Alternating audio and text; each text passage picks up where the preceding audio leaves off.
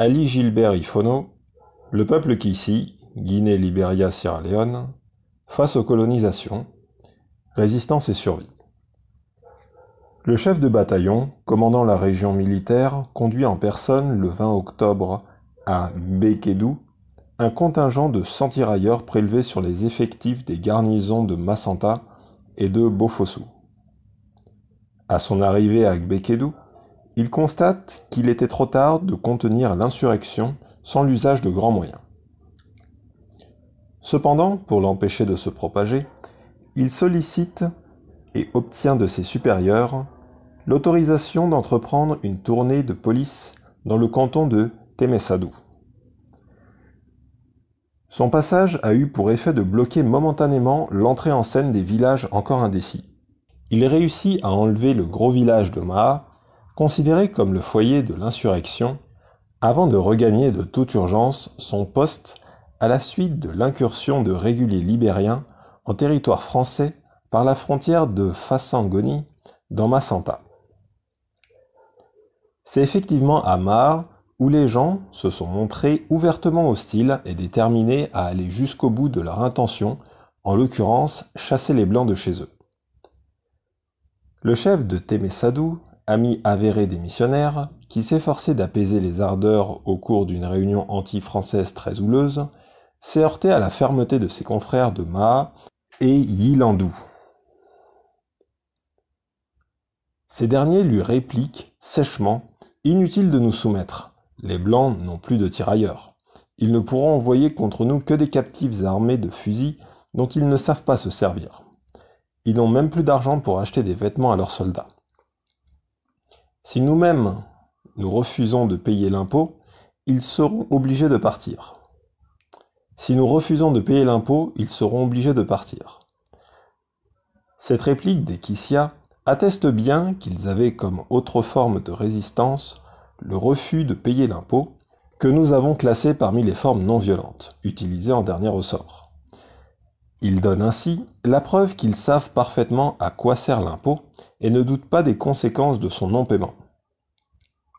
Au cours de la même réunion de Témessadou, où on notait une affluence considérable de femmes, l'épouse du chef de Yilandou a pris la parole pour exprimer toute la terreur que représentait le recrutement pour la famille Kissi. Les Blancs nous demandent des tirailleurs parce qu'ils n'en trouvent plus ailleurs. Ne leur en donnons pas et chassons-les. Nous faisons des enfants pour qu'ils nous nourrissent dans notre vieillesse et non pour qu'ils aillent se faire tuer dans des expéditions lointaines. Les tirailleurs que nous avons fournis depuis 3 ans sont partis, pas un n'est revenu. Il en sera de même pour ceux qu'on nous demande encore.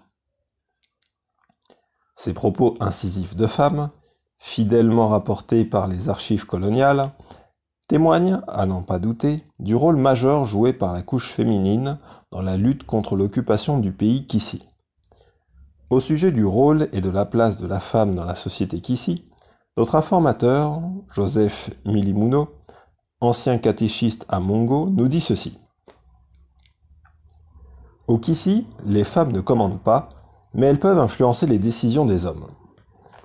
Face à l'hésitation de certains chefs qui pensaient encore convaincre les villageois de renoncer au mouvement, les deux meneurs leur annoncent qu'ils envoient des miliciens incendier leur village. Comme cela, vous n'avez plus rien à craindre. Les Blancs ne pourront plus les brûler. Leur déclarèrent-ils.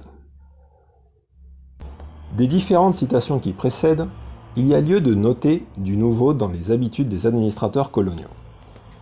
En effet, il est rare de rencontrer dans les archives coloniales des propos d'Africains rapportés en style aussi direct et avec autant d'exactitude. Y trouver des propos de femmes rurales de surcroît, toujours tenues à l'écart de la politique pour la société, relevait de l'extraordinaire. Ces témoignages rarissimes, notamment celui rapportant la témérité d'une femme que nous devons au chef de bataillon, Jacobi, commandant de la région militaire que rien n'obligeait à agir de la sorte, révèlent à la fois la sincérité et le courage politique de son auteur, ainsi que la hauteur de vue des femmes de Témessadou.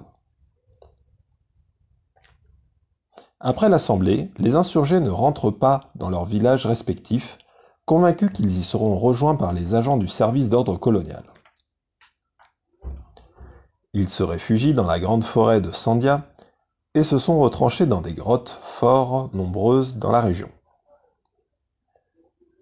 En prévision de l'âpreté et de la dureté des combats, ils ont pris soin de réunir dans leur lieu de réclusion d'importantes quantités de provisions et de munitions. Cette stratégie avait pour objectif non seulement d'échapper à la poursuite des tirailleurs, mais aussi de priver ces derniers de nourriture durant leur séjour dans la localité. Après le départ du chef de bataillon, le lieutenant Sylvaniak reprit le commandement de la tournée de police à la tête d'un détachement de 100 tirailleurs. La stratégie consiste à s'installer au cœur même de la zone en effervescence et la faire quadriller par de nombreuses reconnaissances.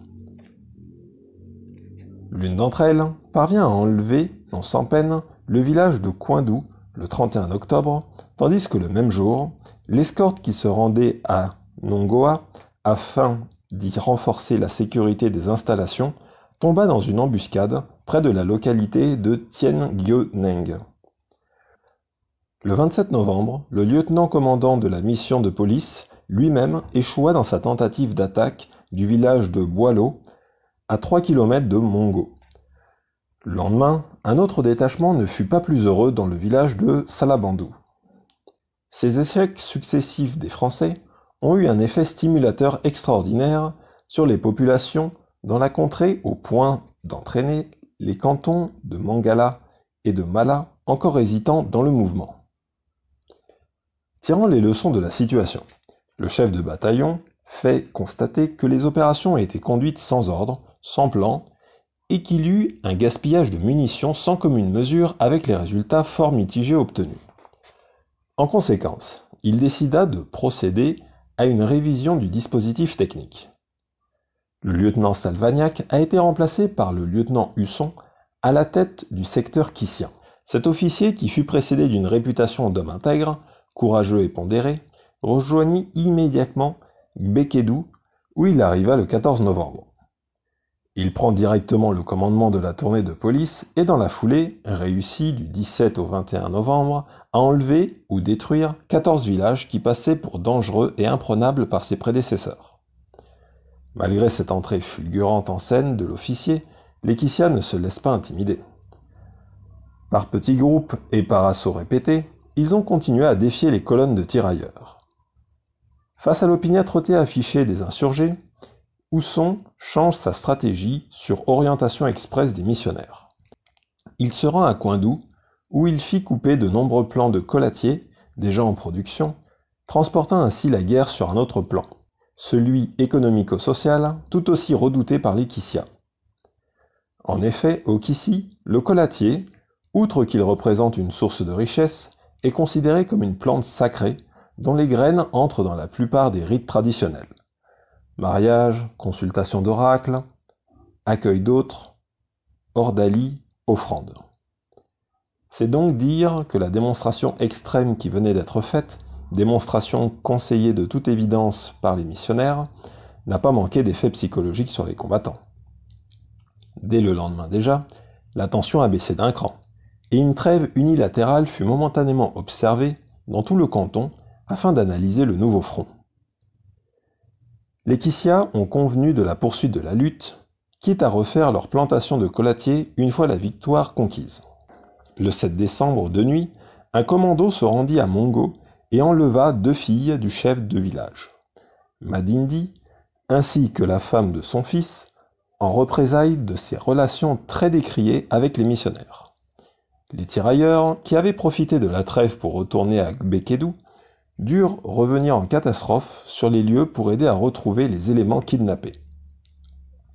Le kidnapping, qui est une forme nouvelle de résistance employée par les Kissias face à la conquête coloniale, traduit on ne peut mieux leur détermination à s'affranchir du joug qui leur est imposé et surtout leur grande capacité d'adaptation face à la conquête coloniale.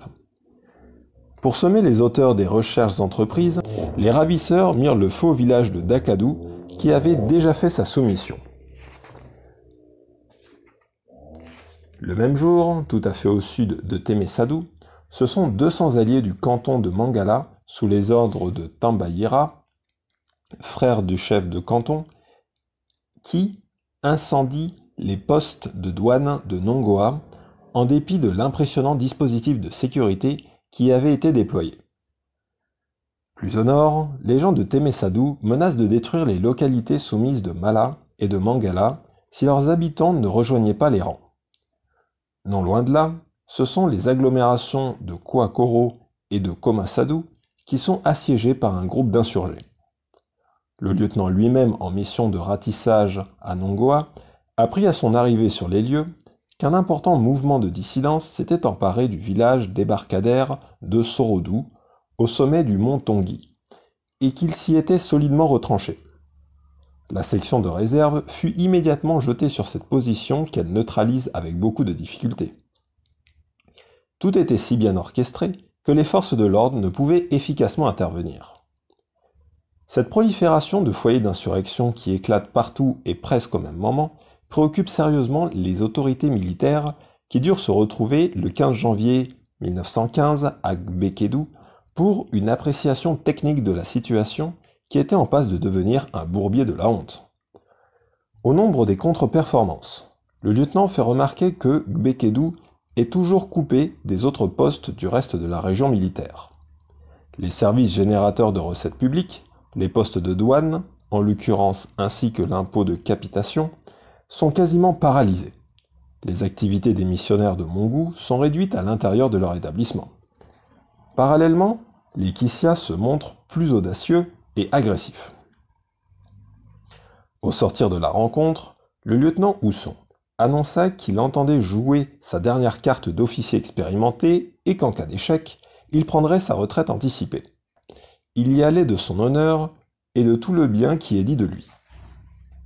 Son plan consista à circonscrire le mouvement par une opération fulgurante et énergique portant sur le grand nombre de sites, à la fois particulièrement au nord, sur l'axe Gbekedu-Wonkissi, de manière à isoler le pays en ébullition des cantons en voie de contamination.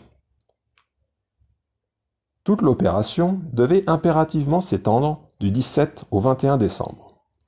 Pour sa mise en œuvre, il envisage les dispositions suivantes.